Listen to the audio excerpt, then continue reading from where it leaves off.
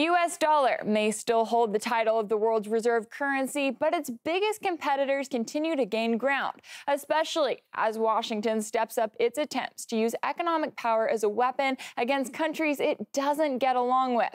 But while the U.S. has been turning up the sanctions, countries like China have been on the rise. In fact, according to the latest annual reserve survey from UBS, 85% of central banks say they either hold or want to hold the Chinese yuan. And that's no coincidence, as mainstream analysts admit that Washington's campaign to target and isolate Russia this year has led to concerns that other countries will be next on the list and that they could receive similar treatment if they don't go along with demands from the U.S. As a result of the current economic climate, central banks' average share of U.S. dollar holdings was 63% in June, down significantly from 69% in 2021. This, as other countries such as Argentina and Iran have expressed interest in joining the BRICS group of countries, which, as it stands right now, represents around 40% of the world's population and 25% of the global economy.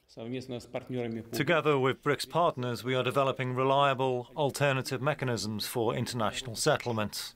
We are exploring the possibility of creating an international reserve currency based on a basket of BRICS currencies. And with the Western campaign to isolate Russia from SWIFT, Moscow's alternative payment system has only continued to grow and now works with more than 50 foreign organizations from 12 countries. This all comes as China confirms it is in the process of creating a yuan reserve fund with Indonesia, Malaysia, Hong Kong, Chile, and Singapore, with each country planning to contribute around $2.2 billion, presenting a clear challenge to the dominance of the U.S. dollar. Meanwhile, countries like Egypt are also looking for ways to survive without the big buck, as Cairo sees the ways in which the current sanctions against Russia stand to hurt its own economy. Russian tourists are also among the biggest spenders in the Egyptian tourism sector. From that perspective, it makes sense for Egypt to try to maintain these relations. The only way to do so under the current sanctions regime is to bypass the US-led financial system, which has become unduly restrictive. And despite threats from the U.S., other countries are continuing to do big business with Russia, with reports noting that an Indian cement company made the historic purchase of Russian coal in yuan rather than dollars.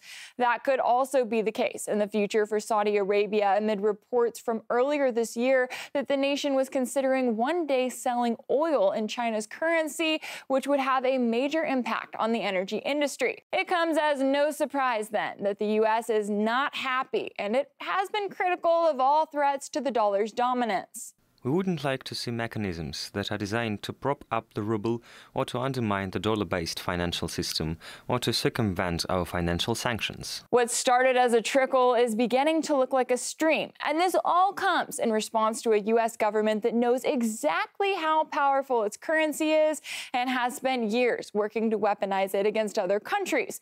The only problem? Well, those countries are now starting to show there is strength in numbers as they push back with increasing power. The problem is that there's a real split in where the United States should go, even within Washington, D.C. I've been identifying what I think is a sincere split between the Federal Reserve and the commercial banking interests in the U.S.